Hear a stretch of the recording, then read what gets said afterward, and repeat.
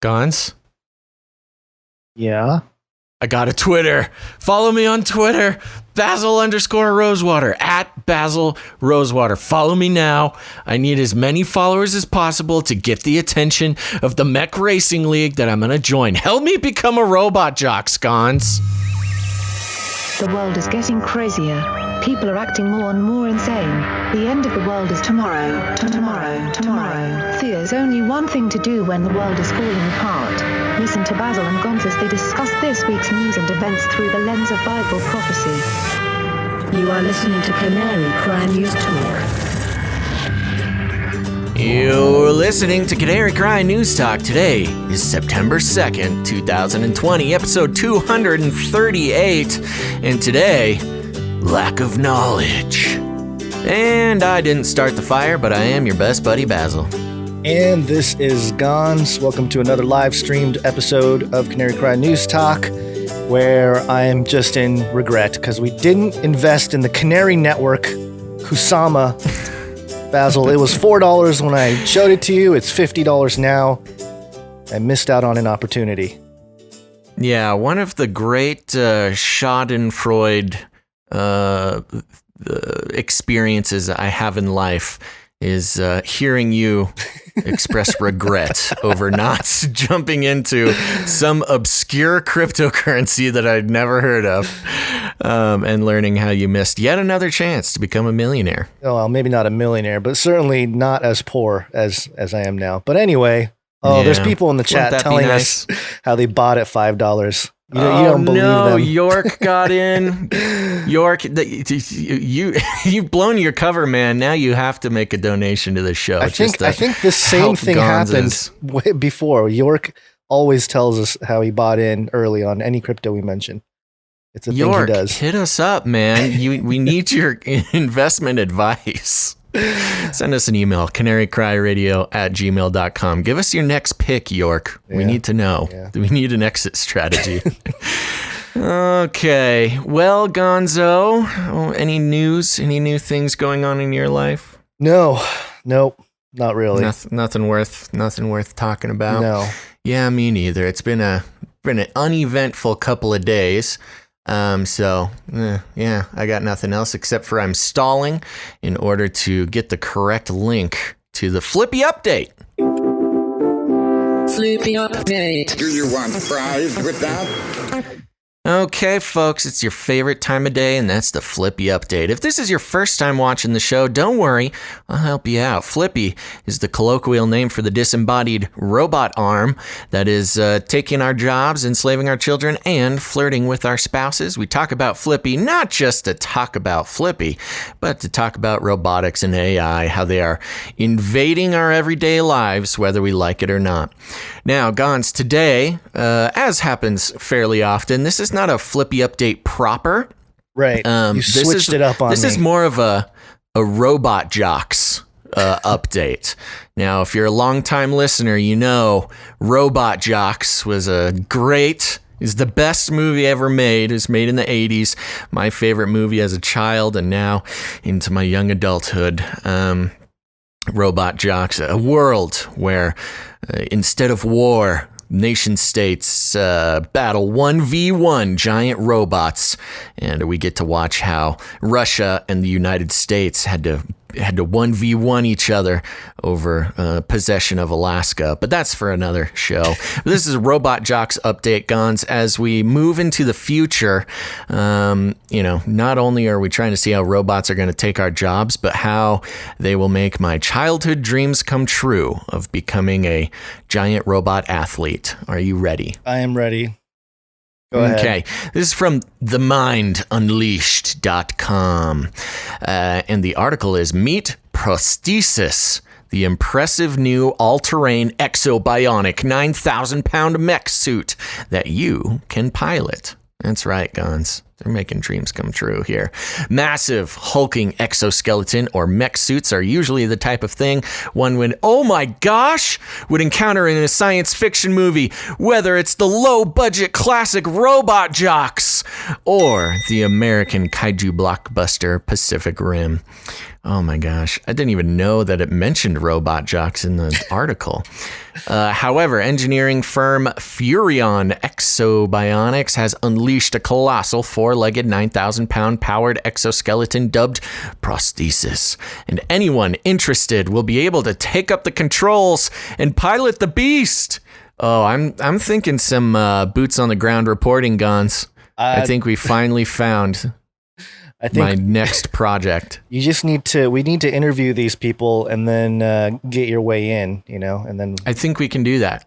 I think we can make that happen. Yeah. The company recently launched a wildly popular Kickstarter campaign laying out its mission, which is to start a global racing league that would pit multiple world-class athletes in head-to-head competitions through complex technical obstacle courses wearing giant powered mech suits. Gons, this is the moment I've been waiting for.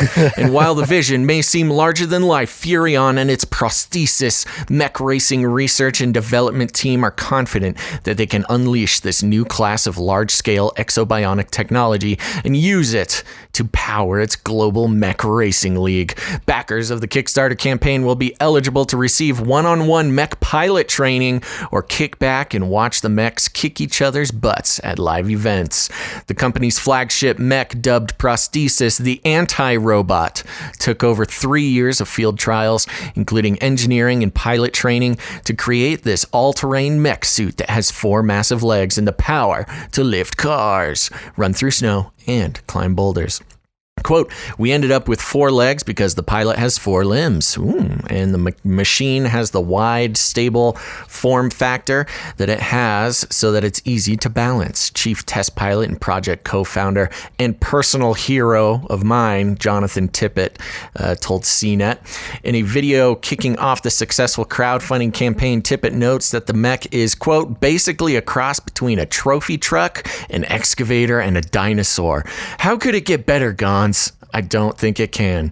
However, the idea behind Prosthesis isn't simply passive entertainment. Instead, this will require athleticism on the part of the mech pilots who will be moving their arms and leg to get these massive machines going, making this a true sport rather than a simple robot exhibition. Prosthesis has no joysticks, no steering wheel, no foot pedals, just 100% limb-for-limb pilot control. Furion explained, quote, Prosthesis has no automation, no gyros, no ability to walk or balance by itself. It relies entirely on the pilot inside for all of its movement. Your arm and leg movements are amplified to control its 4 giant steel legs, move for move. That's what makes it a sport. Cassie Harish, an accomplished head-first ice sledding champion from Canada. Whoa, where are we going? They're really zagging on it, serious. The first professional mech sports athlete to control the hulking quadrupedal beast. According to the Furion, she was just as surprised as the engineers when she felt a sense of familiarity between her 60-pound skeleton sled and the interface of this 9,000-pound mech suit. With the relentless and unchecked automation of everything we do, Prosthesis reminds us that some of the most rewarding things in life are those that require effort, focus, and training. Wow, they are just on our page. The Kickstarter page said, this is the very essence of sport. Prosthesis and mech sports are a celebration of the age-old pursuit of physical mastery and human skill, now brought to a new level through advanced technology. Gons, I think I have finally found a life goal that I can devote myself to. Fantastic.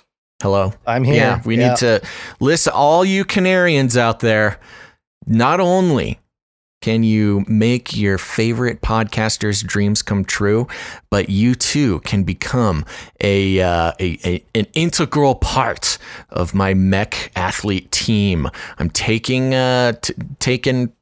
resumes. Hit me up. We'll make this happen.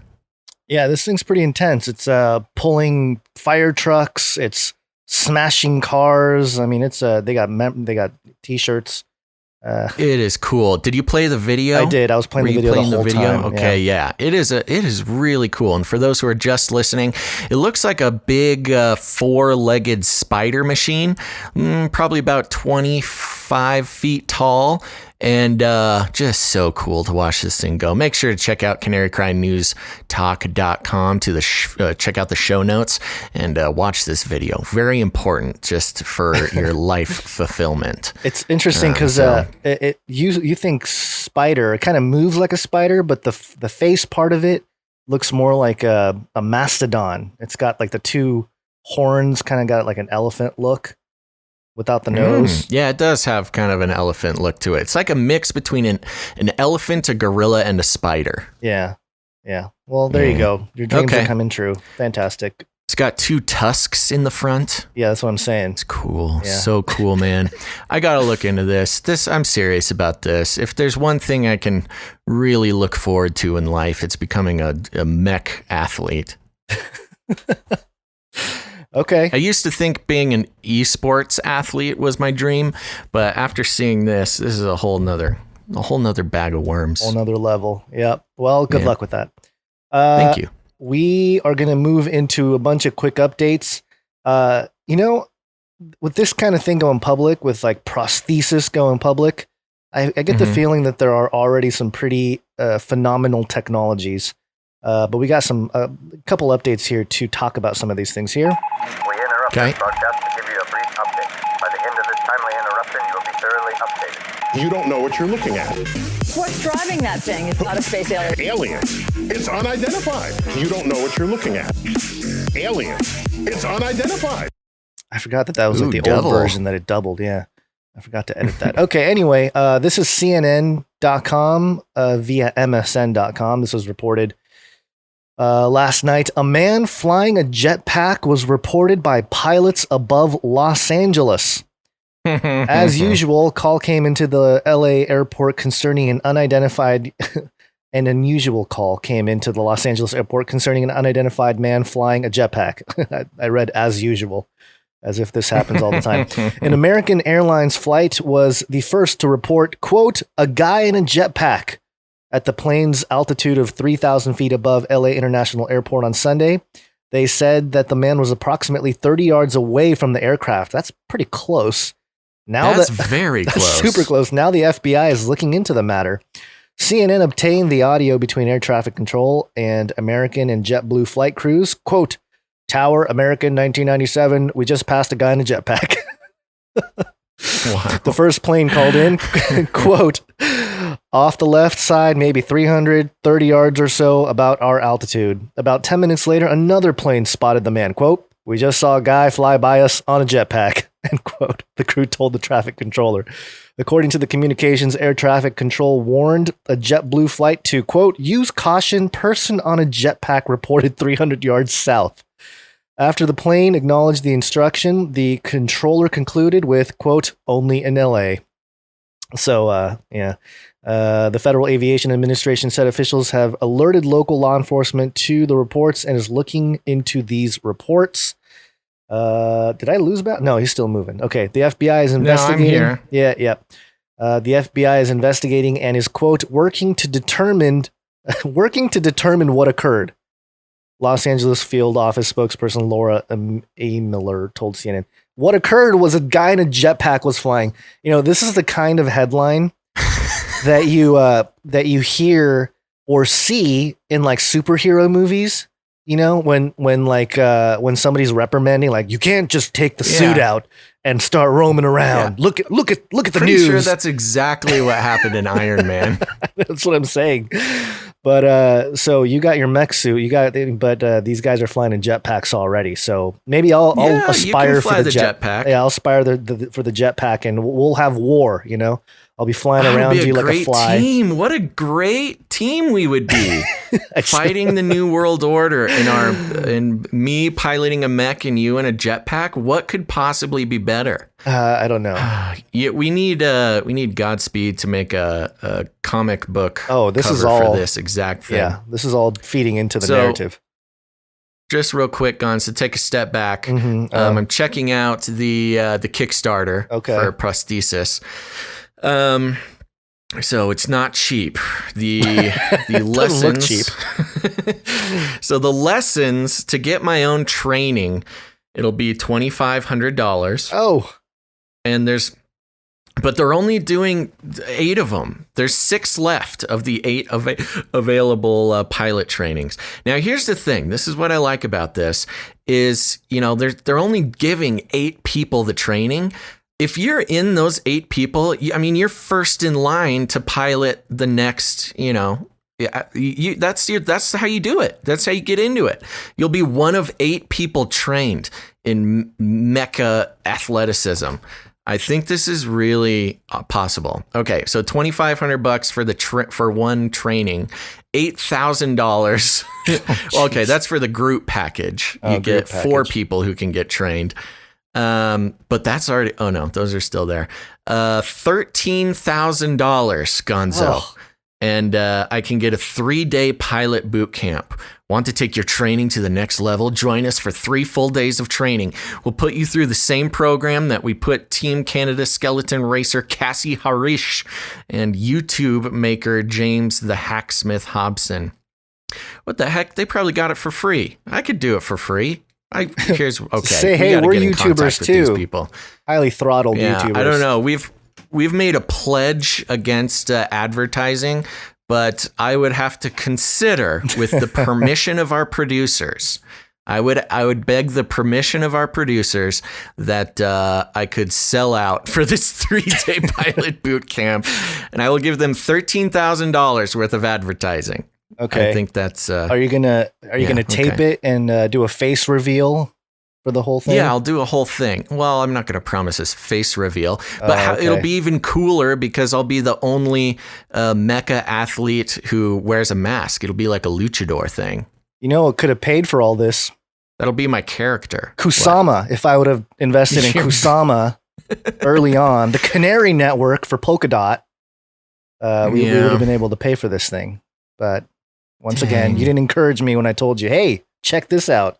This Canary Network. See, the problem is I don't know which ones to encourage you on, because I feel like if I encourage you on the wrong thing and you lose a bunch of money, that's on me, man. It is on you. All right. Anyway, let's move on here. We have we're $13,000, people. Only 13,000. We have 13. Speaking of crypto and blockchain, we do have a quick update here. Blockchain. You like that one? That's actually 2 put together. Real quick, people are asking for our email address, which excites me after I make a big request like that. But our email address is canarycryradio@gmail.com. Yes. So this is just a quick update on Akon City. If you're unaware, we've talked about this project by Akon. I did a deep dive on the Face Like the Sun channel a couple months ago, I think. But basically, they are, I think it's in Senegal.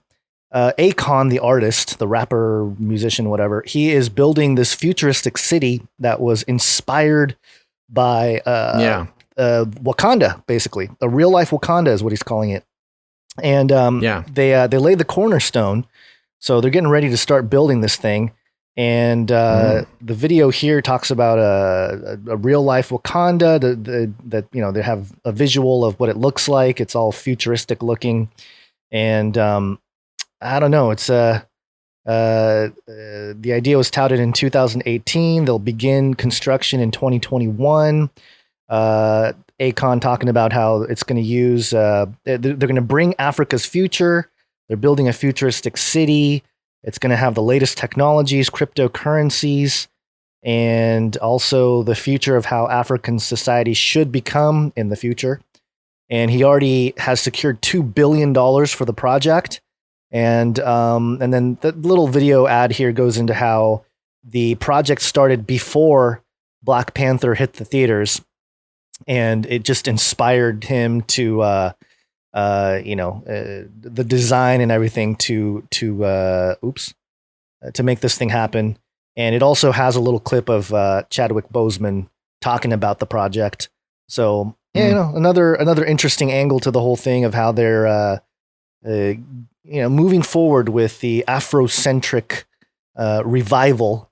And if you're Afrofuturism, I'm sorry, yeah, that's what I meant. And part of, I think, eschatological passages in the Bible talking about Africa, or at least Egypt, having some kind of military power.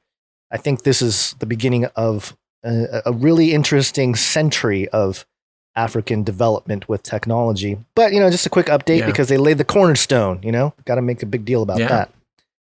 Yeah. Yep. Cool. Well, they're making progress. Why can't we? You have futuristic visions. How come we can't raise like $2 billion to like build a city? I bet once the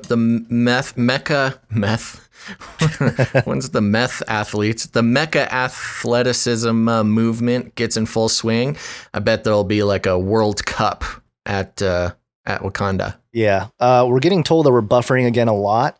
And people are saying we must have the worst internet. We have business. I mean, this is business level internet that we have here. So I don't know. We pay a lot for good connections, and Gons is hardwired in now. Just a thing for people to understand, just because something's buffering doesn't always mean it's the streamer's fault. There's a lot of layers of control between the streamer and you. So, I don't know what to say. We've continued to make improvements. I can't imagine that it's our fault, but it might be. But YouTube, historically has done a lot of things to keep people like us down. So that's why I keep saying, if the YouTube isn't working, try the Twitch. If the Twitch isn't working, I have the Twitch running on mine right now, and I have not had any buffering. But there you go. Also, YouTube, it's showing like 1/4 or 1/5 of what we usually have in the stream. So I don't know what's going on. Yeah, the listener numbers are about at 20% as what they usually are. So I have a feeling there's some sort of shadow banning or throttling that's going on there. They don't like us. Yeah, because our bit rate is pretty high. But anyway, there you go. That's the Wakanda Forever update. Another quick update here. Got hairy legs. Got hairy legs.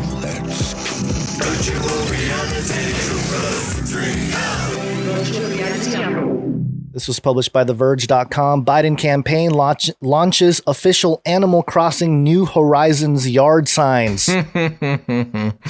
That's funny. Yeah. So starting today, September 1st, which was yesterday, Animal Crossing New Horizons players will be able to deck out their island homes with official Joe Biden yard signs as part of the campaign's broader initiative to organize voters online this fall. Obviously, the real Joe Biden is struggling to speak, so get virtual Joe Biden in there, especially campaigning. Yeah, and for those who don't know, Animal Crossing New Horizons was a game that came out at the very beginning of quarantine that saved a lot of sanity for gamers. But if you don't know, you basically are just a little person and you develop an island, and a deserted island, and you just sort of develop it by building and exploiting its resources and monetizing the real estate. It's actually a really capitalistic sort of game where you develop, you invade an island and then industrialize it for your own pleasure. Oh so my gosh. I think it's funny that, a bunch of eco people and anti-imperialist type people just love this game because the whole game is based around colonizing an island that doesn't belong to you. Sorry, I'm trying to resize you on the screen. And so, and for whatever reason, leaning back and I'm little. Yeah, it's just things happen. And so, but Streamlabs OBS is, I don't know what the deal is. Every time I move something or try to fix something, there's like a 3-second delay for anything I do with sizing. So you were kind of floating around and yeah. Nice. Yep. Always fun. Add some excitement. Yeah. Now, speaking of Joe, there was a couple things going on in the past week or so that I thought would be funny just to lay out in sequence. Do you have all those clips together? Oh, no, you have one more update. I do have one more, but we can push it afterwards because it kind of flows. It'll flow better with the other stuff. Yeah, while we're on the Joe Biden thing, you want to start with those clips? Yeah. So you want to start? I thought we were starting with Pelosi. Are we starting with Joe, or are we starting I'll with? start out with Pelosi. Okay. So basically, Pelosi got in trouble recently. I'm not going to read the article because it's not really worth it. Yeah. But basically what happens is in San Francisco, they're, of course, a very blue city, and businesses are shut down and the entire city is going out of business. It talks about how, half the storefronts on any given street are either boarded up or gone out of business. A very sad thing going on for small business owners in San Francisco. Part of that is that salons are shut down. Yeah. They just yesterday started allowing salons and barbers to do haircuts outside, but you can't do them inside. And they've been closed down since, whatever it was, June or April, whenever they shut everything down. And so salon owners really have been getting a lot of attention throughout the whole pandemic. Of course, there was the protester in Texas who kept her salon open, etc. Well, turns out Nancy Pelosi had a very special appointment where she got to go into a salon alone with, a stylist and get her hair done, get a blowout, as they say, and was caught on a security camera. And it kind of blew up from there. And salon owners are very mad at her because, no salons are allowed to be open. But, if you're Pelosi, you're allowed to get your private salon visit. And which brings me into Pelosi's next comment, was she recently suggested that, why don't you play the clip? Okay, so this is Pelosi. I'll play the clip here. Since you asked about just play that, the clip. I myself, just don't tell anybody I told you this, especially don't tell Joe Biden. I don't think that there should be any debates. So no debates. No from debates. And Nancy she's Pelosi. talking about, the clip goes on, but we're keeping it short. The clip goes on where she's talking about how she does not believe there should be any presidential debates. And her main reasoning, of course, is that she doesn't want to dignify Donald Trump by giving him a chance to debate his opponent in the race. But as we all know, that she's trying to get Joe Biden out of the debates because, of course, he is having a little bit of trouble keeping his facts straight. And that is exemplified by this next clip from Biden, just giving an example of maybe what a debate would be like if he had to perform in person. COVID has taken this year, just since the outbreak, has taken more than 100 years. Look, here's the lives. When you think about it. I feel bad for the guy doing the sign language. He's just kind of like, he has to sort of, they're doing the same hand motions as Joe with the confused. That clip was cut short also, but it was more of the same. He just is. And this was not a passing comment. This was not some, little moment where he got caught off guard by like a reporter approaching him.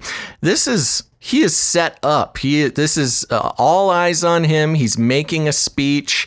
He's trying to rally the Democrats for this election, and that's just what came out. There are some theories out there on the fringes that either Joe Biden is no longer with us and they're just all CGI or like a deep fake. They're deep faking him. Yeah. And it's possible, because he didn't show up for the debates. You can see not the debates, the DNC rally thing that they had a couple weeks ago. And even like the editing of that was very strange too. But, and then yesterday or a couple days ago, Trump mentioned in passing, and this is more for like QAnon fans, right? I'm not saying that there's anything to it. Trump said something weird. He mentioned in passing, he was like, Joe doesn't even know he's alive.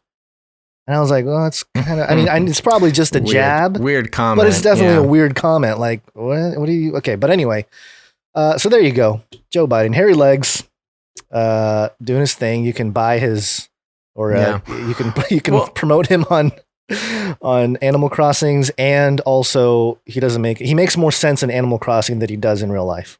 is basically the takeaway here. He looks very young and vibrant in Animal Crossing. And of course, when coming from the left, you hear shouts of our democracy being, disassembled by Donald Trump. What would be less, democratic, democracy improving or destructive than canceling the debates of the the camp? Like that is the epitome of destroying democracy. Yeah. Well, we knew this was where this was all headed. So, all right. Well, I do have one more quick update that kind of leads us into a couple of the bigger stories here, and that is regarding, of course, the Ronas.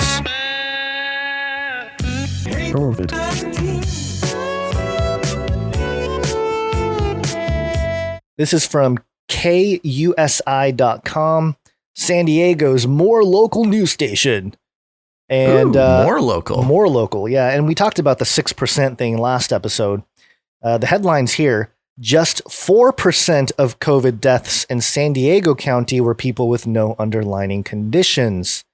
So we know about the 6%, the CDC report. Monday, San Diego County Public Health Officer Dr. Wilma Wooten announced only 4% of the COVID deaths in San Diego County were in people without any underlying conditions.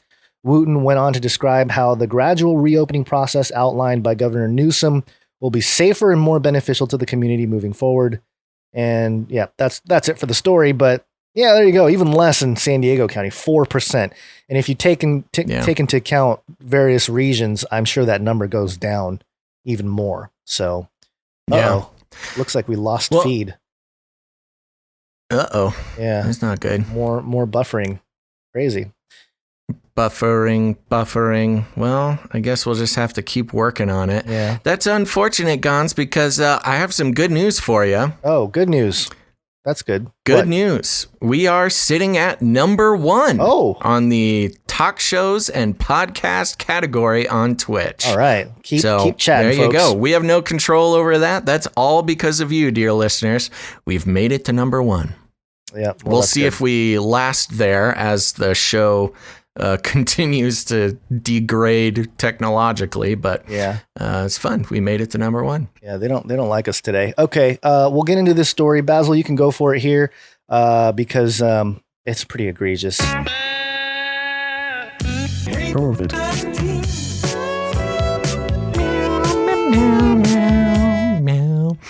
All right, coming from Gizmodo.com, the outlet on life support. Woman arrested. What? I thought you were going to do this one. Hello? Yeah, I thought you were doing the one Which before. one? The fact check by PolitiFact. Oh, I thought that's the one you just did. No. Oh, no. Okay. Here we go. Okay, yes. PolitiFact. One of our favorite things to do is fact check PolitiFact. And last time we saw how ridiculously impotent they are at fact checking and making points. So let's do another one. That was fun. We're over here at politifact.com. And the article is titled, "No, the CDC did not, quote, quietly adjust U.S. coronavirus deaths." And it reads like this. Over the weekend, President Donald Trump shared 2 posts that falsely claimed COVID-19 deaths are not as high as previously thought. Oh, interesting. The posts claimed that the Centers for Disease Control and Prevention updated its COVID-19 death numbers to show that only 9,210 Americans have died from the virus. Twitter removed the first tweet for violating its rules. Another post from Jenna Ellis, a senior legal advisor for the Trump campaign, linked to a story from the Gateway Pundit, a conservative news site. That tweet was still up as of publication. The tweets misconstrue federal data on COVID-19 victims. As of August 31st, the CDC reported that 182,622 Americans have died since the start of the pandemic.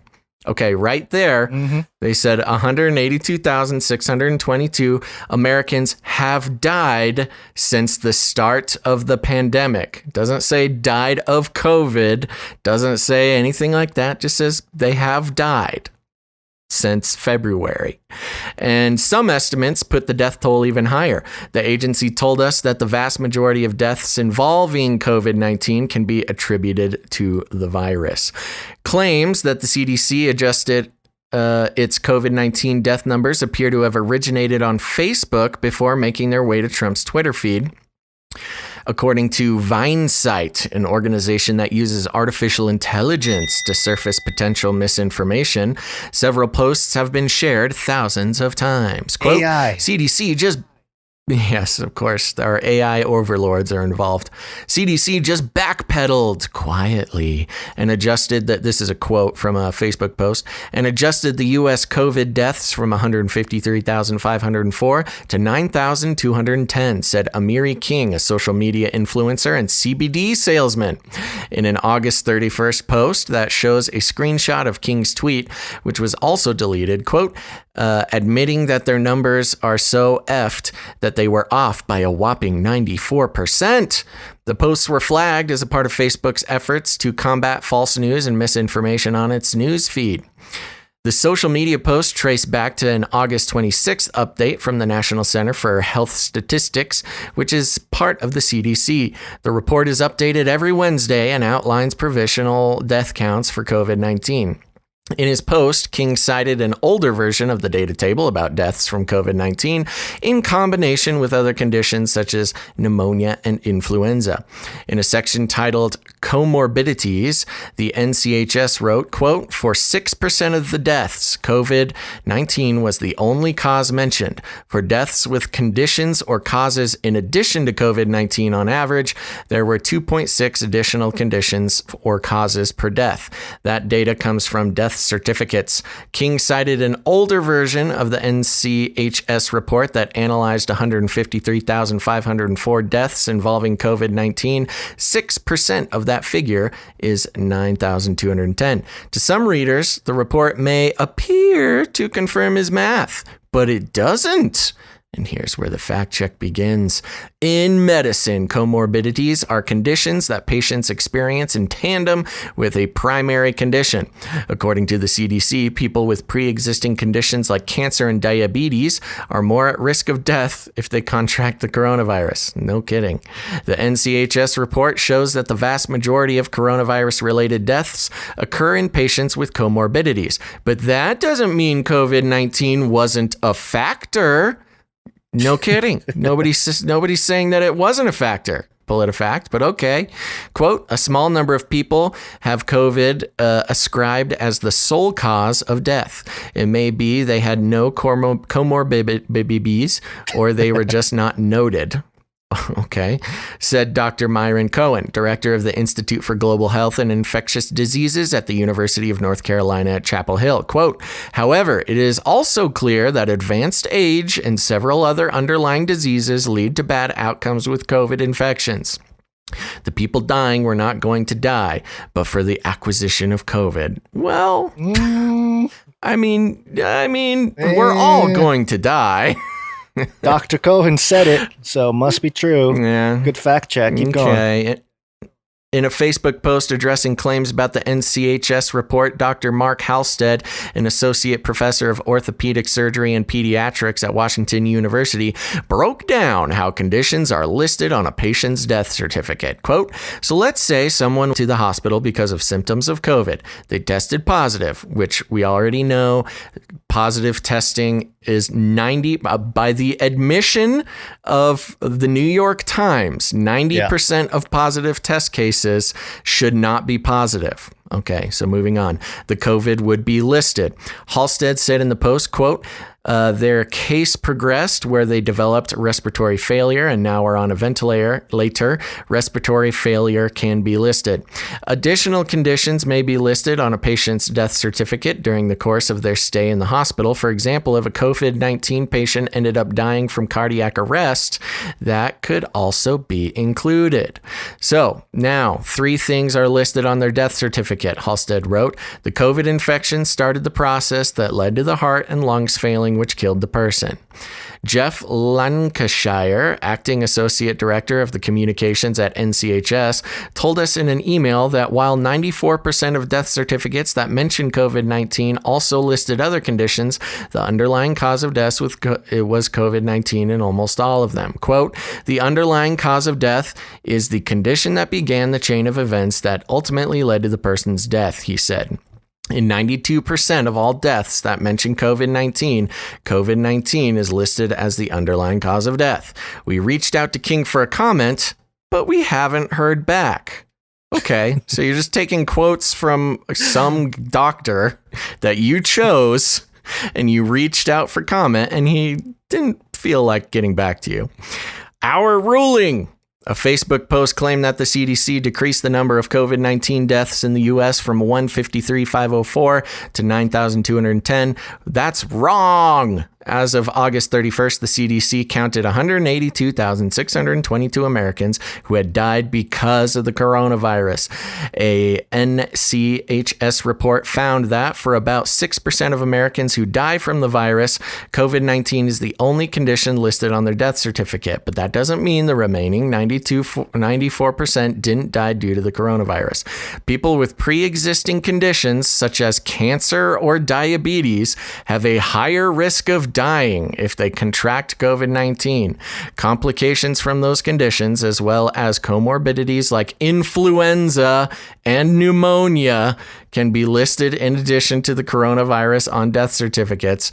In 92% of death certificates that mention the virus, COVID-19 was the underlying cause of death, according to the NCHS. The Facebook post is inaccurate and makes a ridiculous claim. We rate it pants on fire. So there you go, Gons. Are you convinced? No, because number one, the fact checking is very limited. A couple of doctors being quoted. And the thing that really, first off, okay, the little section here at the bottom that are ruling and how, they make it seem like the numbers are off too, because they quote the 153,504. And, they say, well, as of August 31st, the CDC counted 182,622. And so they already sort of make it seem like the numbers that they're pulling from, or the original Facebook post was pulling from, was, much lower or of an older version, therefore inaccurate. But earlier in the article, the first part of the interview, or not the interview, but the quote that talks about the chain of events that takes place, okay. So, if someone gets COVID-19 and they drop dead, all right, so maybe that's like a COVID death. So what I would like to know with this is, how does somebody who just had the 6% that just had coronavirus or COVID-19, how they died? Because if there was no other thing, if you think about it, because they talked about, here's how it works is, they contract if the heart coronavirus. Stops and the lung stops, yeah, the lung those stop, are comorbidities. Lung stop, so hey, lung failure, and then the heart stops, it's heart failure, and then those things are listed as part of the death, and blah, blah, blah. And it's like, wait a minute. So again, what's the baseline here? And that's what I was hoping for PolitiFact to tell us, is that, hey, someone that just got the coronavirus and died, those 6%, what is going on with them? How did they die? And because that's not established, I don't think any of this fact check is anything worth worrying about. You know what PolitiFact bases their entire fact checking on? Appeal to authority. They definitely do appeal to authority, which is a logical fallacy. But they also base it all on bias confirmation. Oh, yeah. They don't actually prove what they're saying. They'll just say all the things that you need to say to confirm a bias. And unfortunately, to the average normie who are very susceptible to bias confirmation, and bias confirmation is what, fringy conspiracy people are accused of all the time. Yeah. But apparently, it's a very effective way to manipulate statistics in quotes. As long as you confirm somebody's bias, they'll read your completely unprovable fact check with just stunningly weak arguments, but as long as it proves their bias, confirms their bias, they'll take it as fact check. Right.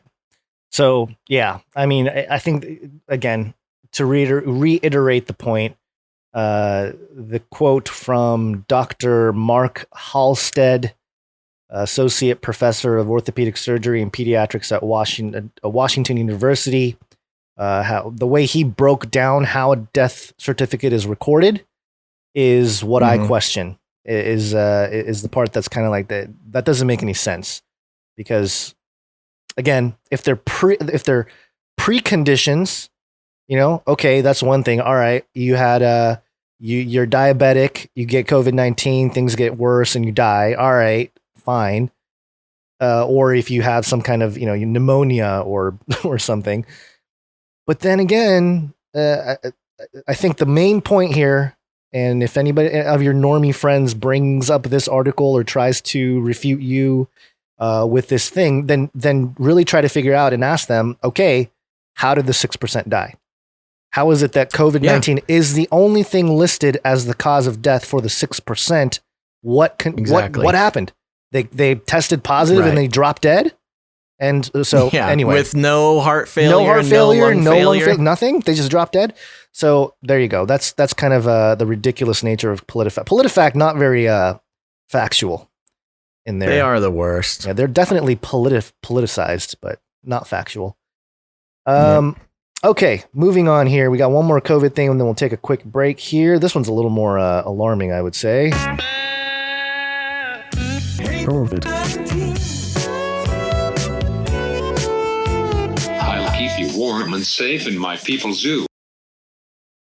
Gizmodo.com. Woman arrested for Facebook post promoting anti-lockdown protest in Australia. This is crazy. And we were talking about how Australia has been going kind of crazy, but here we go. Police in Australia arrested a 28-year-old woman, who was pregnant, by the way, on Wednesday for publishing a Facebook post that promoted an anti-lockdown protest in the country's state of Victoria. Footage of the arrest was captured by her partner and shows police officers handcuffing the woman and saying that she's been charged with incitement. The woman's phone and computers were also seized. The video, which was live streamed on Facebook, has gone viral and shows the police eventually taking possession of the phone that was broadcasting the encounter. Over 2 million people have watched the video so far. Quote, it's in relation to the Facebook post, in relation to the lockdown protest you put on just that day, Detective Adrian Smith with the Victorian Police told the woman as she was handcuffed in her home. Quote, I wasn't breaking any laws by doing that, the woman said, explaining that she had a ultrasound scheduled for an hour because she's pregnant. Quote, you are breaking the law, Smith responded. Agent Smith responded. That's why I'm arresting you. And then there's the video there. The woman and her partner, who reportedly live in the city of Ballarat, according to Australia's ABC News, can be heard on the video offering to take the Facebook post down. But the detective insists that she needs to be arrested because she, quote, already committed the offense. The arrest appears to have involved at least 4 officers. Quote, I'm happy to delete the post. This is ridiculous, the woman said, pleading with the cops and noting that her 2 children are watching her get arrested.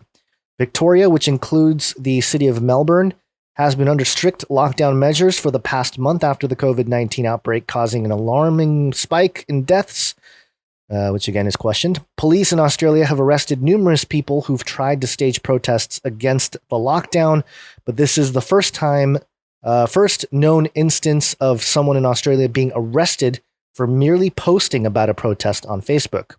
Quote, the search warrant entitles us, and we're required to seize any computers, any mobile devices you have, Detective Smith says. I didn't realize I was doing anything wrong. This is ridiculous, the woman says. The woman can be seen getting very distressed as it becomes clear that she's being taken into custody, and the detective barks, let me finish, as he explains what the arrest warrant allows him to take. Any mobile telephone you've got, okay, Smith says, before the police turn their attention to the phone that's broadcasting on Facebook. The Victoria Police Department issued a statement to Australia's ABC News saying that any gathering of this nature is in blatant breach of the chief health officer's directions and puts Victorian lives at risk. Quote, those still thinking of attending the protest can expect a swift and firm response from police, the statement continues. We will have no hesitation in issuing a $1,652 fine to anyone who is breaching the restrictions on the day or making arrests if necessary. The detective in the video, identified as Adrian Smith by the badge around his neck, appears to have been with Victorian police since 2001, according to a profile on LinkedIn. Australia remains the only wealthy democracy in the world that doesn't have anything equivalent to America's First Amendment protections for free speech. And even though it's clear lockdowns are sometimes necessary to defeat this global pandemic, it's hard to justify arresting someone and seizing all of their electronics simply for posting about a protest on Facebook. This will likely... Yeah, that is crazy. Yeah, this will likely only inspire COVID deniers to become more ridiculous and radicalized than they already are. Okay, Gizmodo. Totally. That's not wrong. It's not wrong, but I just like how they just paint, Anyway, far-right goons on Rupert Murdoch's TV station, Sky News Australia, far-right goons have been complaining for months that many actions to fight COVID-19 pandemic have been too extreme, and in this case, they might finally be right. So there you go. I mean, we watched the video here, and it's quite insane. Why don't we play the video? I think we should play it. Okay. So I have no idea why you guys... Oh, video unavailable. Sorry, this video cannot be... They're taking this video down all over social media. Wait. Refresh the page. Refresh it. Oh, it's gone. They couldn't have It's been 20 minutes since we watched it last. No, they are all over. I know Twitter accounts have been taking this video down all day long. Okay, we need to look for it, though, because we need to play it. I'll look for it. Let me see if I can... Yeah, look for it, because we need to play it, and if nothing else, the recording of this video can have the video in it. Oh, here it is. Okay, maybe it is. I have no idea why you guys are doing this. It's working. You can show me your search warrant before you go through my house. You're the occupier or Yeah, I own this house. There it is. It's a search warrant. Search warrant for what? Now, what I will explain to you is if you want to listen, you got your phone going. Yeah, I do, yeah. Right. Now, you're under arrest in relation to incitement. Incitement? Yeah. What's that? Now, you're not obliged to say or do anything, but anything you say or do may be given in evidence. Excuse me, incitement for what? What on earth? Yeah. Excuse me, what on earth? Yeah, just put your phone down. Can you, record this? I'm in my pyjamas. What's this? I have an ultrasound in an hour. Yeah, she's pregnant, so... I'll take it easy. What's this about? If I have an ultrasound just let me finish. in an hour. Let me finish and I'll explain. It's in relation to a Facebook post, in relation to a lockdown protest you put on for Saturday. Yeah, and I wasn't breaking any laws by doing that. You are breaking the law. That's why I'm arresting you in relation to How can you arrest her? That's in front of my 2 children. Can't you just say to her, take the post down? Like, come on. I'm happy to delete the post. This is ridiculous. Yeah. But I have to give you these caution and rights. You understand? Yeah, that's fine. I'm happy to delete the post. This is ridiculous. This is in front of my... That's fine. Maybe giving evidence. You understand that? Yeah, that's fine. But my 2 kids are here. I have an ultrasound in an hour. I'm happy to delete the post. You also have the right to communicate with or to communicate with a legal practitioner. You understand those rights? Yeah, this is ridiculous. Yeah, this is a bit unfair. Come on, mate. No, what about she just doesn't do the event? Like, it's not like she's done it. Well, she made a post. Already committed the offence. So I'm not going to... So that's an offence. Now, the search warrant entitles us, and we're required to seize any computers, any mobile devices you have. What on earth? Yeah, can I just get your badge there, mate? It's all there.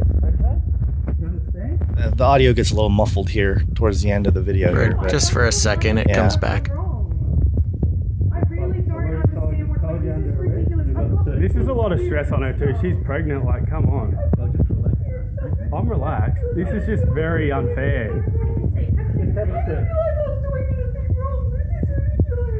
What we're going to do, we seize any computers and That's fine, can I just let me finish. Any mobile telephone you've got, okay? So what we want is any mobile telephone you've got, Vietnamese art. And then this is when the Yeah, it's her sister. Doesn't matter. Any device in this house, we're taking. This is ridiculous. You're not taking my phone. I'm taking any device, mate. That's my phone. It's nothing to do with her. It's my phone. yeah, so pretty bad. Crazy. Yeah. Yeah. I mean, that's wild, man. Just for, just to take it from the beginning. Now, Australia has different free speech laws than the US does, but political speech is considered free speech in Australia. So I would say, posting about a protest is explicitly political free speech. Now they're trying to get her for the incitement charges because anything encouraging people to get together would be incitement to break the law, being you're not allowed to get together. But to fully show up at her house with a search warrant, arrest her, take all of her and her partner's electronics, all because she posted about a protest going on. And that is pretty crazy. This is full on Gestapo type of situation. And of course, that nobody is, nobody posting about, a Black Lives Matter protest or anything on that side of the spectrum. You don't see this happening to them.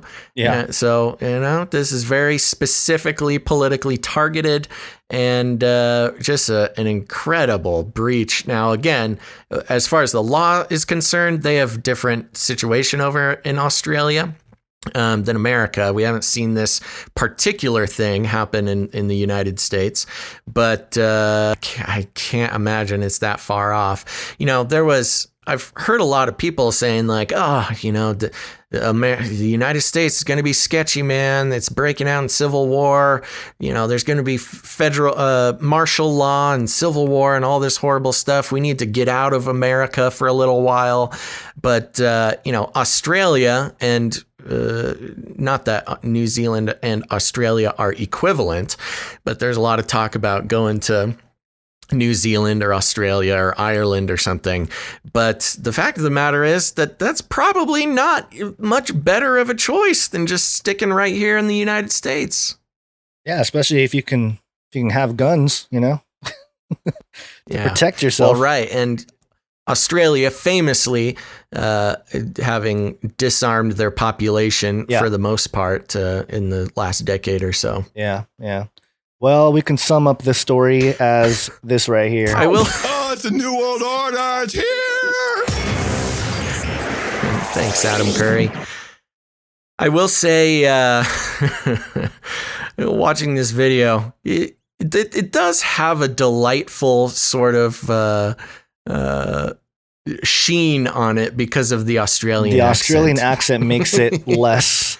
Come on, mate. Yeah, come on, mate. This is ridiculous. Don't take her. And even Agent Smith there doesn't seem as, mean. Yeah, you can tell this is not an American cop because unfortunately that pregnant woman would probably be on the ground and handcuffed with a knee on her neck or something. Yeah. Ooh, political. It was super political.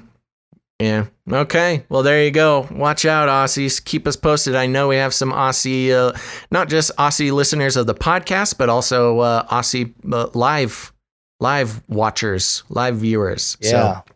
So stay safe down there, and don't keep your. Apparently now, you got to keep your Facebook feed clean, baby. Well, this is partly why. The exodus from places like Facebook.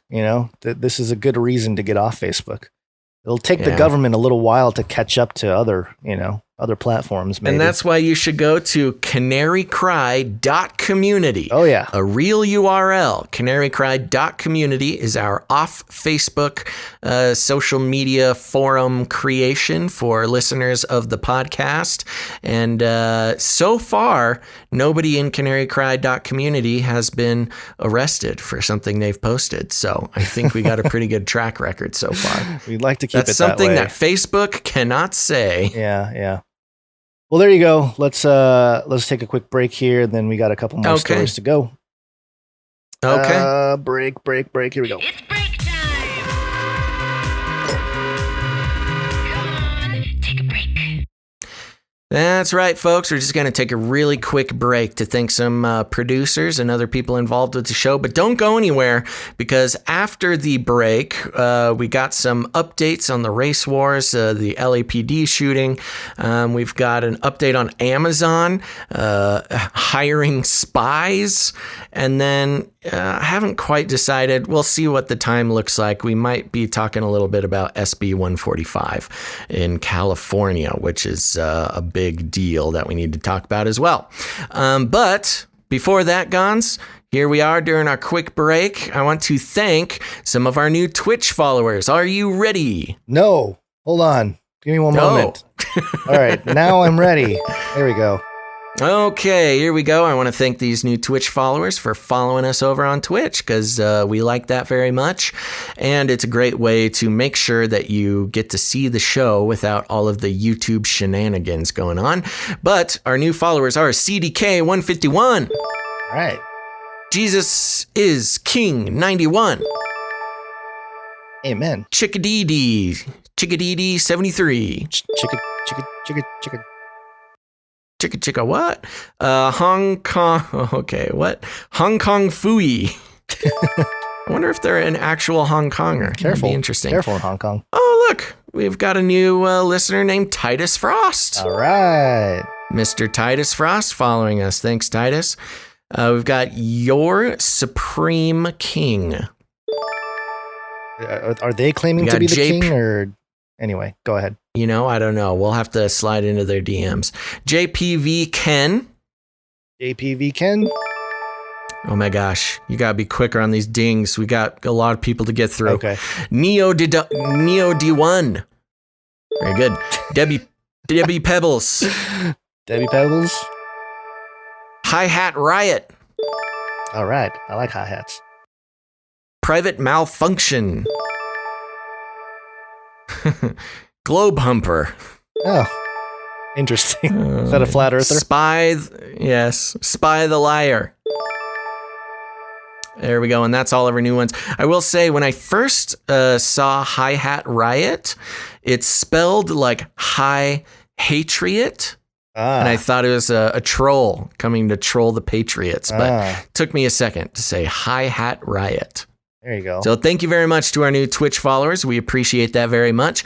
Next, we want to thank some of our producers. Yes. Now, what are you talking about, Basil? Well, we go off the value for value model. You've heard me say it before. Value for value model is the way to go, because we do not believe that collecting the trust and the attention of viewers and listeners and then turning around and selling that to corporations for our own personal game is the right way to go. We believe that the advertising trap is one of the biggest problems with the internet and the world today, because once you rely on advertising dollars, you got to be brand safe, brand friendly, which manipulates the things that you're allowed to say, you're allowed to talk about without fear of losing those advertising dollars. And we decided, hey, if we're going to be held accountable by anybody, it's not going to be advertising. It's going to be our listeners.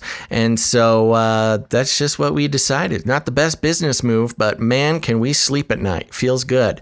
Now, those who gain value out of the show, if you watch the show, listen to the show, whether you've listened to 1 or 10 or 100 episodes, if you value what we do here on the show, we can only continue doing it with the support of you, dear listener. Now, it's the beginning of the month, Gons. So you know what that means. When the beginning of the month rolls around, we always inevitably lose a bunch of producers. And we understand, beginning of the month is hard. You got to pay rent. You got to pay auto bills. You got to pay your payday loans. You got to pay everybody. So we end up inevitably losing about 5 to 10 supporters at the beginning of each month. And then we got to play catch up. So if you are one of the people who has a spare, $5 for the whole month and you gain value out of what we do, consider becoming a producer. And that's right, I said producer, because if you help pay for a piece of media to be created, you're not just a donor. This is the real world, baby. You're a producer. You can put that on your LinkedIn, put it on your resume, and we will vouch for you. But who do we have? Well, let's see. We got patreon.com/CCNT for Canary Cry News Talk, patreon.com/CCNT. And as of the beginning of this show, Gons, unfortunately, no new producers. We are in the slump, the beginning of the month slump. And I tried to log back into our Patreon just a second ago, and it's not letting me, so that makes me very sad. And again, for patreon.com/Canary Cry Radio, another Patreon account, also no new producers. Lost some producers there. Now, that's okay. We get it. Beginning of the month. But if you got a few bucks to jump in and become a producer, now is the time. Now is the time. You get shout outs, you get all the attention that we can possibly give you on the show, and you get to feel good about the media that you absorb. You're not, we're not turning around and turning you into a commodity, but we do need producers to come on board. Now, if you don't like Patreon, that's okay. We get a lot of people who don't like Patreon. There's a lot of good reasons for that, and that's okay. That's why we have canarycryradio.com/support. canarycryradio.com/support. That's right. And at canarycryradio.com/support, we got all sorts of other ways to become a producer. We got PayPal options. You can join a monthly subscription, or if commitment's not your thing, you can make a donation in any amount. We've also got cryptocurrency options over there, all sorts of fun stuff. Gons, just give me the bad news. No new producers coming in. No new producers coming in for this episode. However, that's right. Maybe this is the changing of the guard with the entire infrastructure of the financial economic world reset system. We did get some cryptocurrency. The only support that came in was from Tristan, who sent us an email. That's why we knew it came from him. He sent us 333.333 XRP, which is a Ripple. So there you go. Thank you, Tristan. Mega 33 donation. Yeah. So I think it was 333.333 XRP. That's what I said. Yeah. 333.333. Yeah. So if anybody wants to match that with XRP, or if you guys are really, really big whales out there, 33 Bitcoin, we'll accept that happily. This is about a little over $300,000 at the moment, but man, hey. That would be a big game changer for us, Gons. Game changer. That would be a life-changing experience. I would actually be able to afford a home, and then you will go buy robots. So we'll see who the I could get my prosthetic training, 3-day training. Oh man. All right, some Bitcoin billionaire out there, you can make all of our dreams come true for just a casual 33 Bitcoin. And then we'll be put in Illuminati jail. Yeah, we will. And also, you can. There's other ways you can support the show. You can send us art. One art, please. And or you can send us jingles. We have neither today though. So wow, slow day. Yeah, not a lot sad day. We don't even have jingle or artist producers. Yeah. I think somebody in the chat, Menghan89 they sent something in. So let me refresh. I see that. I'm looking at the. Oh yes, there we go, Hannah. There we go. We've got a live producer. Hannah coming in. Thank you, Hannah. 33.6. Ooh, was that donation? Is that a secret? It's fun. She's having number? fun. Yeah. Having fun with it. Thank you so much. There you go. Hannah, our one and only cash producer for the show. You are the best. You're better than Hannah Montana. Oh, yeah. We can say that with confidence. lots of confidence. Thank you very much. Okie dokie. Is that all we got for this break, Guns? Pretty much. Oh, just another quick thank you to That Night Wind for continuing to hit the timestamps there for the YouTube channel, so people can skip around and find the stories, and so they don't have to sit through all of it. So thank you, That Night Wind. There you go. Thank you very much, That Night Wind. Been very consistent. We really appreciate that. Consistency with this producership is a big deal. So thank you, That Night Wind. Yes, there you go. Okay, let's wake on up, Gons. Let's get my app working, and yes, let's wake up. Yes, it's wake up time. Hey, yo, wake up. It's wake up time. I want to give a quick hello to Nova Boy in the Twitch chat. Says first time here, just checking it out. Welcome, Nova Boy. Thanks for being here. Keep in mind, don't be afraid. There's a lot of inside jokes. It, as we've been told, takes a couple episodes to really get it, but give us a chance. We'll hope we can earn your trust. All right, let's start out, Gons. There's some more news recently with the race wars. Yeah, here we go. Jingles. The race wars. Race wars. The race war. I've warned you and warned you and warned you. You warned us and warned us and warned us. Okay, folks. So there's always news with this. First, I'm going to bring this story from NBCNewYork.com. Article is titled "Bicycle Stop Leads to Deputies Shooting and Killing Black Man in L.A." The article reads, a black man was shot and killed by Los Angeles County Sheriff's deputies after he was stopped for a traffic violation while riding a bike, then ran from police, punched one officer, and then, quote, made a motion toward a gun on the ground, authorities said. The Monday afternoon shooting death of Dijon Kizzy, I don't know how to pronounce that. I think it's Kizzy, in South Los Angeles prompted a peaceful protest. Hours later, Black Lives Matter marched Tuesday evening from the scene to a sheriff's precinct station. The killing came on the heels of the police shooting in Kenosha, Wisconsin, that left Jacob Blake, who is also black, we have to always put that in there, paralyzed and spurred days of protests, reinvigorating the national debate on racial injustice and policing. Also Tuesday, the Los Angeles County Board of Supervisors voted to ask the coroner to conduct an inquest into the fatal deputy shooting of 18-year-old Andres Guardado on June 18th. Guardado was shot 5 times in the back after deputies said they saw him with a gun and he ran.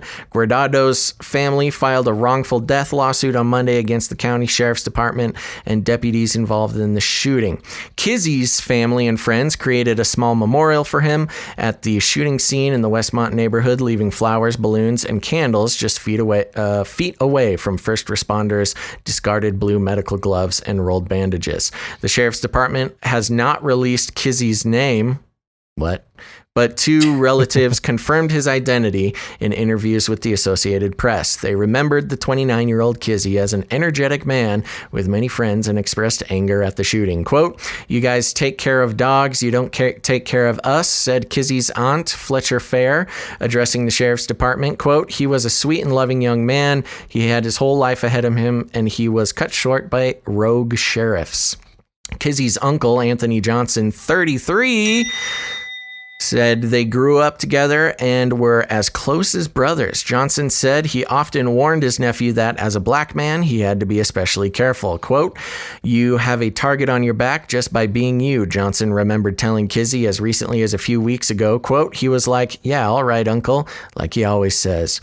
A sheriff's department statement released Tuesday evening said deputies had tried to stop Kizzy for riding his bicycle in violation of vehicle codes, but he dropped his bike and ran. It didn't provide any more details about the alleged violation.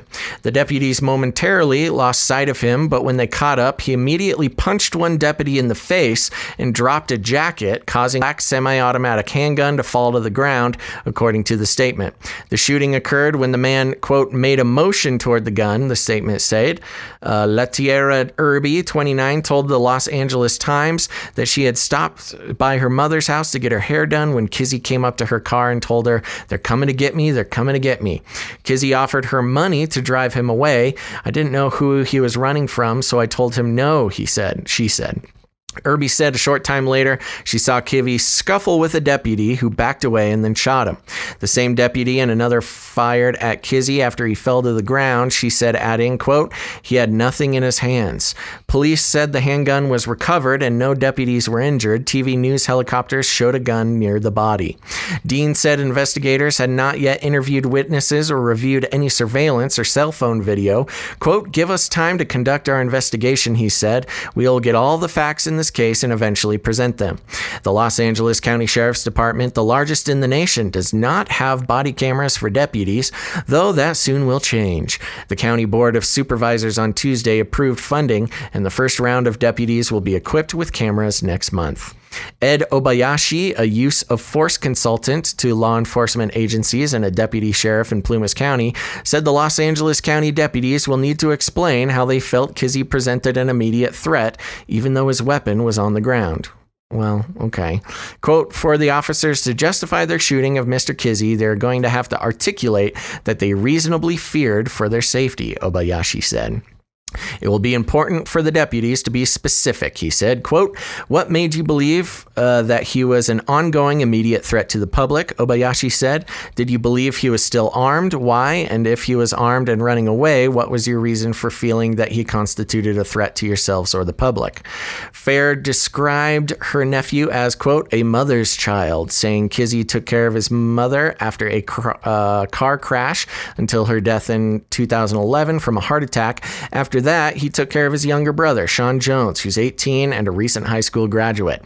Fair lives near where Kizzy was killed and couldn't believe the circumstances surrounding her nephew's death. How do you get a violation on a bicycle, she asked. I stayed here until they picked his body up. I didn't want to leave.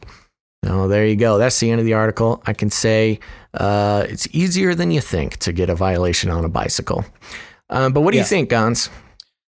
Well, the next story here has part of the reason why this story hasn't been. Oh, why is my phone ringing? Interesting.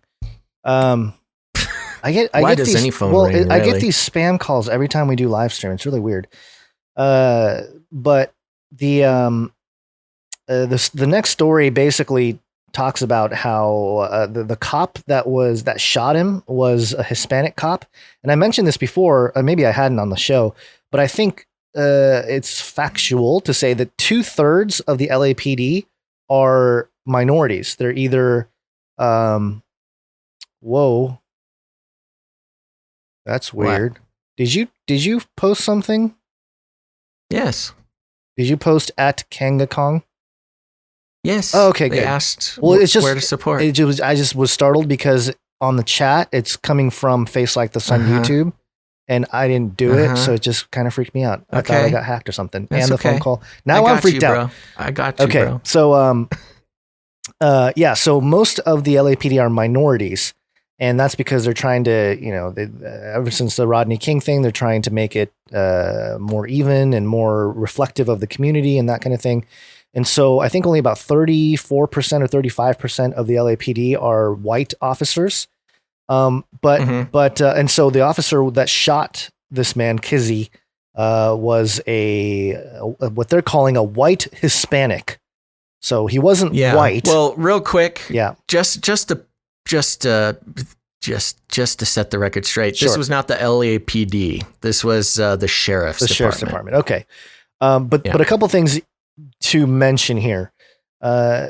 There was a part here that talked about how Kizzy's his cousin or his uncle told him how you have a target on your back for being black, and that kind of, I understand that, but that I think is part of the problem that a lot of these African American families are telling their kids and teaching their young children too, especially with all this going on now. It's going to be a lot worse. That, hey, because of the color of your skin, you are targeted. And it's not no one's teaching their kids like, hey, yeah, you might be targeted, but if you're in a situation, respect the cops or respect whatever the situation is. Or you're certainly treading on dangerous territory, Gons, but as our resident person of color, I'll let you continue with this conversation. As a minority. But I will say, if you're wondering, because I'm wondering too, why did he run? I mean, you get you get a bike violation. I've actually gotten bike violations before. They're easier than you think to get. But the sketchy part about it is, when you immediately get off your bike and start running. And I think that is partially, I think what you're saying is that, being taught that you have a target on your back could make the option of running seem more that quickly seem like a good option. When in fact that's the thing that sets off law enforcement. If you start running immediately, of course they're going to think that's suspicious and come after you. Now, you shouldn't be executed for running, but if indeed, yes, you had a gun, that makes another reason. I'm assuming maybe his gun wasn't registered correctly, like it does need to be in California, very strict, especially handgun rules in California. Yeah. So if he had the gun illegally, it would have given him another reason to run. And yes, of course, well, if you drop a weapon and then reach for it, again, that's going to put a target on your back no matter what. Well, that's the thing. Why did he run? Number one. Number two, why did he have a gun on to begin with? Maybe you can do that. You got to protect yourself in the streets, man. Sure, but then why did you punch the cop? That's going to incite the cop. That's even more. Another thing. Don't punch the cop in the face. I know. There's some unfortunate details to this that does not make it as clean of a story as I think Black Lives Matter activists would prefer. I will say that, and I've mentioned this before, that police brutality is a problem. That that police can and do abuse their power at times. Mm-hmm. But I don't think that this is a situation where I don't know. Actually, I don't know the whole. Well, that's facts. why we're not hearing so much about it. But we're not hearing a lot about it because of the situation at hand, and also because the shooter was not white. And that's another big part of this. And this is the whole, race wars thing here. But this is ibtimes.sg. Who is white Hispanic? ? Tariq Nasheed sparks Twitter debate after Dijon Kizzie's police shooting in Los Angeles. American film producer Tariq Nasheed sparked a racial ethnicity debate on Twitter after calling the police officer who shot a black man in Los Angeles late Monday a white Hispanic. When Twitter users asked him what race was white Hispanic, or what race was white Hispanic was. Yeah. Typo. That's a typo right there. Others came forward explaining that white Hispanic was not a made-up term, but an actual ethnic identity. Oh, this gets really messy. Well, this was the thing with George Zimmerman. Yeah. Remember George Zimmerman? He shot Trayvon Martin. Yeah. That was the issue with him. They kept calling him white, a white man, a white man, a white man. And he was this white Hispanic, which is actually, it's just, a light-skinned Hispanic person. Right. Yeah. So it caused a bunch of issues with the description of George Zimmerman as well. Right. And they go over the shooting there. Quote, deputies noticed that inside the clothing item that Kizzie was carrying, that he had dropped. Let me be clear. I'm not trying to defend George Zimmerman in any way. He is a total D-bag for a lot of reasons. Excuse my language. But yeah. He dropped a black semi-automatic handgun, at which time a deputy involved shooting occurred.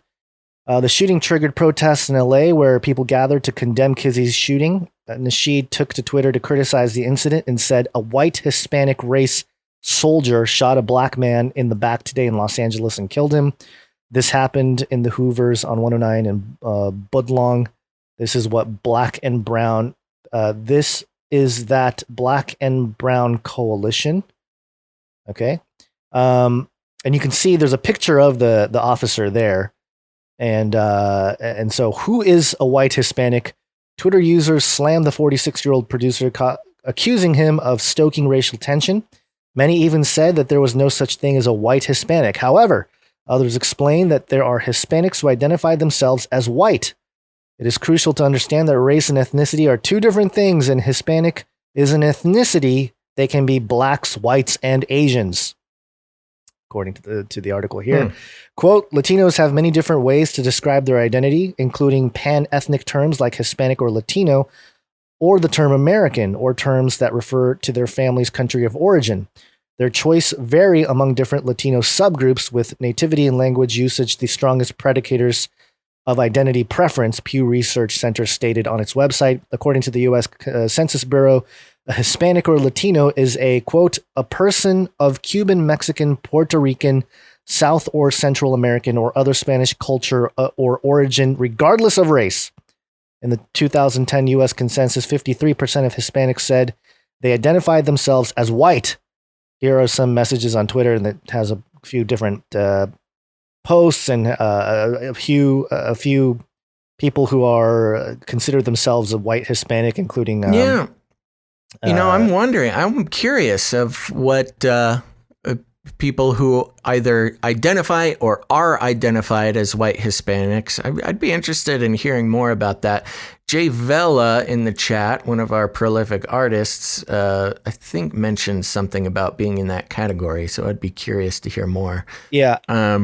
Yeah. And again, this debate is somewhat moot in the whole thing because it's the optics are not really what's going to carry on the national news level to stoke the flames of BLM.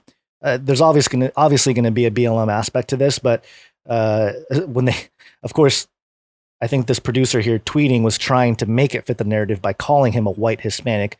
The article states that the Hispanic people will self-identify with different whatever. So he doesn't know that this officer identifies himself as white Hispanic. He looks more like a quintessential. He does more like a Mexican. He looks like a Hispanic guy. Yeah. So I don't know. And the other problem, and you're in Southern California, Yeah, and the race thing is pretty out of control. There was a commenter on YouTube, on my YouTube channel here, a couple videos ago when we talked about the whole race war issue, and he was basically saying that he's sick of hearing the conservative right wing view on the whole black crime or crimes on black thing. And he called both of us, Basil. He called both of us white. He said white people. So I was like, well, I'm not white though. What does that mean? So he said, you act white, so you are white. And that was his accusation of me. And I was like, okay, if that's the logic, okay, if acting white is white, then all the black people in America speaking English are also white. Because English came from the Anglo-Saxon, the 1400s, whatever. The English came from the Euro, whatever. Sure. So if you're acting white, you speak English, you're acting white as well. Using his logic, he didn't respond to me. Okay. But this is the problem with any kind of label of color of skin, of trying to create demographic labels based on the way people look. It's not going to work, and it's only part of the stoking of the flames of the New World Order system to get people all riled up, hating each other, division, divide and conquer. It's all part of it because as believers, it's like, yeah, we kind of look different, but we're all created in the image of God, and the whole reason why part of the whole cross, what happened on the cross, and the tearing of the veil, and having Gentiles be grafted in, all that kind of stuff. No Jew, no Greek. None of that matters to these people at all. Even like the believers that are part of the whole cultural movement with this. But Adam 42 in the chat. Gons, stop being white. Okay, I'll be less white. I'll be less white for you guys. You know who I can guarantee is white? Basil, the Jetpack Man. Jetpack. That is a white guy move. Yeah, seems like all the robot people are white. What's up with that? Why are all I don't know. Yeah, whoever becomes the first non-white person in mecha athletics, they're gonna have a lot of sponsorship opportunities. I'm almost for the whole Nike. Get Nike on board. Get all the Chinese children. I cannot stop thinking about going to my mecha athlete training. I'm sorry. It's the only thing I've been thinking about for the past 45 minutes. Objectivity does exist in the chat said, I used to hate white humans. No joke. The indoctrination is real. Oh, interesting. Yeah. No, a lot of people are there, man. Yeah. And a lot of self-hatred with white people right now, too. That is so weird to me. That part of it is very bizarre, too.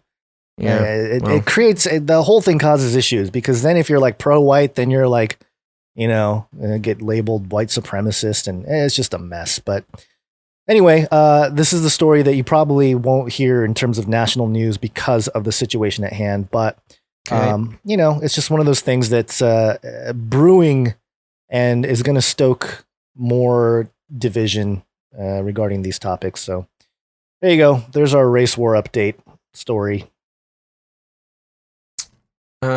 Sorry, distracted looking at mecha athlete stuff. Yeah. How are we doing on time? Nope, we're coming to the end of the day, huh? Let's do one more story. Let's save the I'm gonna California save bill. it. Yeah, it's just a heavy story. So just to give a little teaser, I'm trying to figure out a good way of talking about the SB 145 California bill that passed. Many of you have been sharing it or have seen it shared on Facebook. And there needs to be some clarification and breakdown. Still a very important thing, but I think it's most important to fully understand what the bill actually says. So you can have your facts straight when you're, talking to people about it. It is a very heavy subject, and it cannot be avoided to be using language that people don't enjoy listening to. So we're going to figure out a way, but we're not going to do it today. So don't worry. You can take a deep breath. Yes, we'll cover that on a different story, especially as things sort of develop. But instead, Gons, I got to bring you this other story from Vice.com. And do you ever feel like you're being watched? Did you ever have the feeling that you were being watched? The four horsemen of the technocalypse. Anytime you see the four horsemen, it's something special. Bezos. That's right. Fact Checker Bot just asked us if we were going to talk about SB 145. Yes, we are. Later, though. Okay. Vice.com, the article is titled, Amazon is hiring an intelligence analyst to track labor organizing threats. And I wanted to do this story alongside the article about from robotics.news, talking about how Jeff's dream come true is he wants to replace all of his employees with robots, but we'll save that for another time. The company, because robots can't unionize, the company recently posted, talking about Amazon, 2 job listings for analysts that can keep an eye on sensitive and confidential topics, quote, including labor organizing threats against the company. Amazon is looking to hire, quote, intelligence analyst and a senior intelligence analyst for its global security operations, global intelligence program, and the team that's responsible for physical and corporate security operations such as insider threats and industrial espionage. The job ads list several kinds of threats such as protests, geopolitical crises, conflicts impacting operations, but focuses on, quote, organized labor in particular, mentioning it 3 times in one of the listings. Amazon has historically been hostile to workers attempting to form a union or organize any kind of collective action. Last year, an Amazon spokesperson accused unions of exploiting Prime Day to raise awareness to their cause and increase membership dues. Earlier this year, the company fired Christian Smalls, a black employee who led a protest at a fulfillment center in New York over Amazon's inadequate safety measures in the early days of the COVID-19 pandemic. During a meeting with Amazon CEO Jeff Bezos, company executives discussed plans to smear Smalls, calling him, quote, not smart or articulate. Ugh, ooh, yikes. Mean. Yeah. Racist.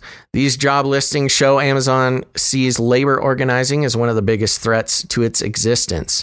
I will say that's not unique to Amazon. All of these big corporations find or think of labor organizing as the biggest threats to its existence. Because if you pay people a living wage, then you can't afford to sell things cheaply.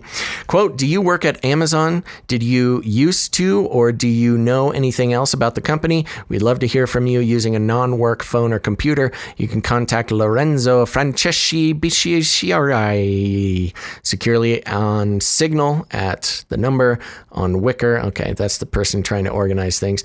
After this story was published, Amazon deleted the job listings, and company spokesperson Maria Boschetti said in an email that, quote, the job post was not an accurate description of the role. It was made in error and has since been corrected.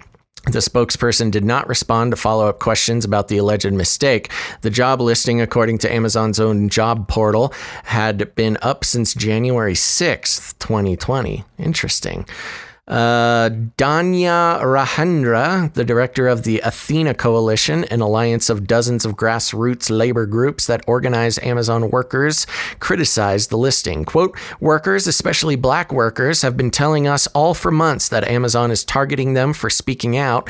This job description is proof that Amazon intends to continue on this course. Rahendra told Motherboard in a statement, quote, the public deserves to know whether Amazon will continue to fill these positions even if they're no longer publicly posted.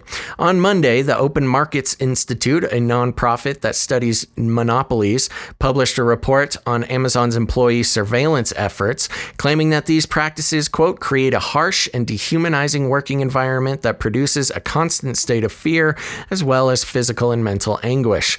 After a week of the jobs being posted online, 71 people have applied to the intelligence analyst position and 24 people to the senior intelligence analyst job, according to LinkedIn. The first job was posted in the Amazon jobs portal in January, the second job on July 21st, according to the company site. We have an update on September 1st. Shortly after the story was published, Amazon removed the listings from its job portal. And another update, the story was updated to include Amazon's comment.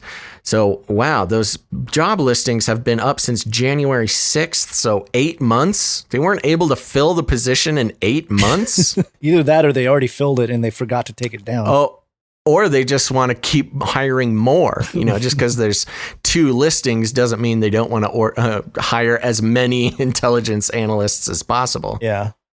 Well, yeah, this is crazy. It's very interesting that they're looking to hire intelligence analysts.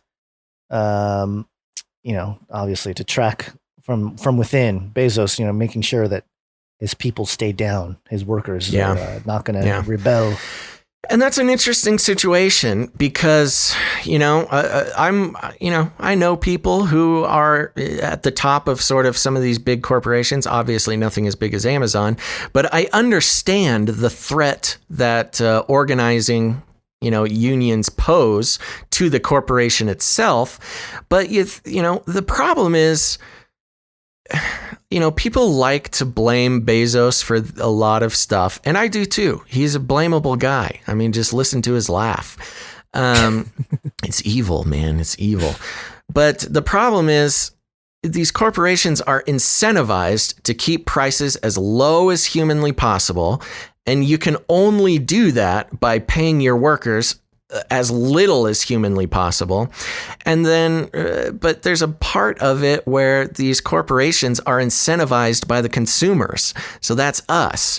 And, when we go out of our way or not go out of our way, however the case may be, to get the lowest possible price with the most convenient process, it's the consumers hold some responsibility with this too, unfortunately, and that's just how economics works. Yeah. If we all stopped ordering from Amazon because it's the cheapest and most convenient, then they would, have to raise their prices, which means they would, be more incentivized to pay people more, et cetera, et cetera. It's more complicated than that, but it's really a sickness of society that causes a lot of this stuff. that, we seek out the lowest price and we don't care who it hurts for us to get the lowest price. Yeah. So the consumer plays their own role in creating this system. But dang, it's hard to argue with how convenient and cheap Amazon is. Yeah, and they're going to continue to do that. If you could just get past the slave labor, if you can live with the slave labor, there it is. Then you can get your widgets cheap, baby. Yeah. Well, there you go. I mean, eventually he wants robots to replace everybody anyway. So this is just I'm sure that he's thinking that this is just a step in that direction. And, I have a hard time understanding how he hasn't already done that. I've been inside of an Amazon warehouse. It looks like robots. It looks like it's already pretty much entirely staffed by robots. And of course, we've had some listeners who worked at Amazon warehouses and have confirmed that it is the worst possible job you can have. Yeah. Yep. We've heard that it will kill. Oh, yeah. All right. Sounds good. People peeing in bottles, hiding it behind shelves because they can't take their break. All right. You got anything else for this show? We actually did okay on time today. That's nice. A little shorter, but yeah, I think that's about it. I do want to say, people did come in, producers came in. We'll do a formal thank you on the next episode, but a quick shout out, Antonio, May, Nicole, Steven, and of course, Hannah. Oh my gosh. Thank you guys thank you guys so much. In. Very generous. Yeah, we'll give you full producer credit next episode. Yes. So look out for that. But that makes us feel good. We don't have to sit here and bite our nails for a couple days hoping some producers come in. So thank you very much. Okay, folks. Well, that's about it. Remember, you can still become a producer of the show. Head to patreon.com/CCNT or canarycryradio.com/support. canarycryradio.com/support. That's right. Thank you so much. We cannot do the show without the continued support of our producers, and that means you guys. So thank you very much. We understand that the first of the month is a very difficult time financially, so those who come in and produce, we appreciate you just that much more. Now, remember, there's other ways to produce the show. You can create jingles, you can create art, you can create songs, all sorts of content that you hear on the show. If you make sure if with the art and the jingles and the music that it's Canary Cry Radio related, if we are very impressed with all of our talented people, but make something special for the show. We like all of your former work, but let's create something new. Again, Incarnate Unlimited, great job, buddy. Keep it going. And there you go. You can send all that kind of stuff to canarycryradio@gmail.com, and you can see or hear it on the next show, baby. Let's see. What else am I forgetting? Anything? No, I don't think so. Now, remember, leave ratings and reviews. Very important. Go to Apple Podcasts, search for Canary Cry Radio or Canary Cry News Talk, and leave a rating and review. Very important. Tells the robots, the algorithms, to share the show with other people. We have no control over how that works. It's all up to you, dear listeners. And if coming in as a financial producer isn't an option, leaving a rating and a review is a great way to help out the show. So we appreciate that very much, and we'll be reading ratings and reviews at the end of the week, if any come in. But here's the best thing, word of mouth is the best way to spread the show, and it's a great way to wake the people up in your life. You got people waking up in your life. They're realizing the world is not what it seems, and they just don't know where to go from here. Canary Cry News Talk is a perfect, gentle way to be able to help them down the road of knowledge so they lack no knowledge, and catch them up with what's going on in the world. And we'd be happy to help them. All you got to do is send them an episode, share this episode. Remember, the podcast version of the show, it will be posted later today.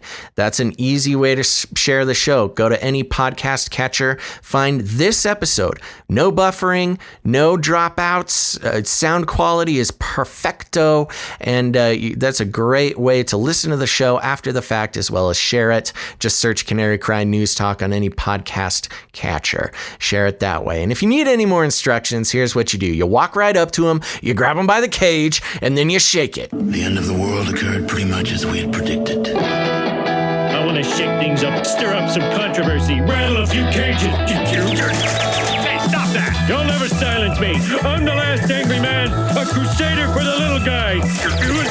Leave the bird alone. Never. Rattle a few cages. Rattle a few cages. The human race will have every opportunity to improve. And if they don't? Ask Noah. That's right, folks. Just ask Noah. Make sure to tune in again. That'll be this Friday, just 2 days from now. That'll be September 4th. So make sure to tune in Friday, September 4th. We'll be going live sometime between noon and 3 p.m. Pacific Standard Time. Put it on your calendar. Turn on notifications, and we'll catch you on the next live show of Canary Cry News Talk. But make sure to tune in next time. But until then, everybody, remember to think outside the cage. Happy birthday to Keanu Reeves. Oh. And if anybody wants to send us Kusama, send us some Kusama. I'm going to email the prosthetic mecha robot guy. Perfect. We'll put something together. Yeah, let's do it. Okay. Bye. Bye. You can't handle the truth. Science is truth. Stop this progress before it is too late. It will kill.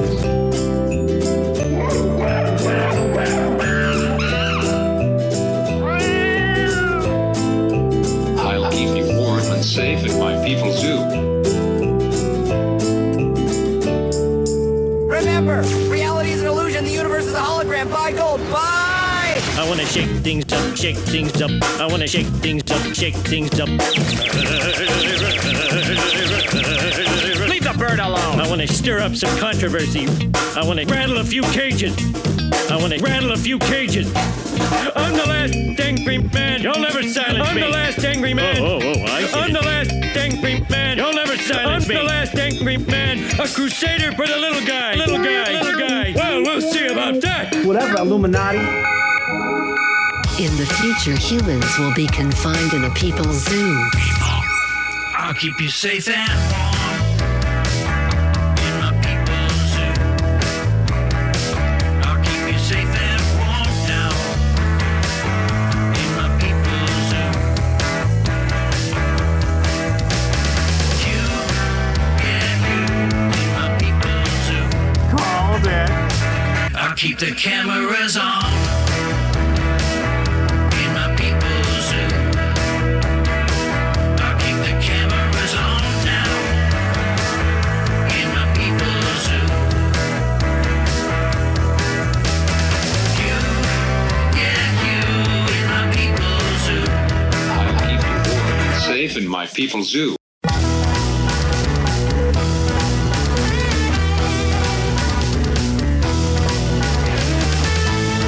That was nice.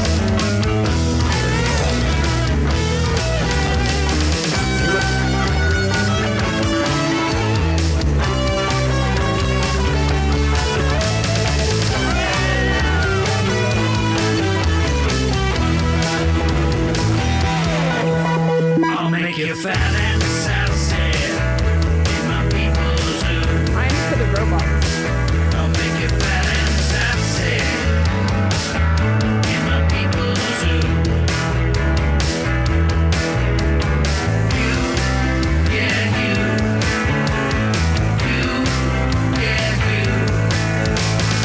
You, yeah, you in my people's zoo. I'll keep you warm and safe in my people's zoo.